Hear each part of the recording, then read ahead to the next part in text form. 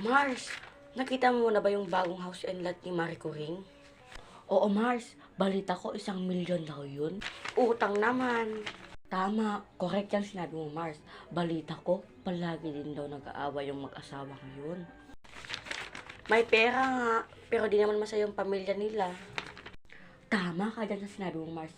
Kung ako yun, masaya na ako sa ganitong kalagayan namin. Masaya naman kami. At alam mo ba, yung anak niya, bulakbol daw sa school. Mahalata mo naman, Mars. Buti yung anak ko, nag-aaral ng mabuti.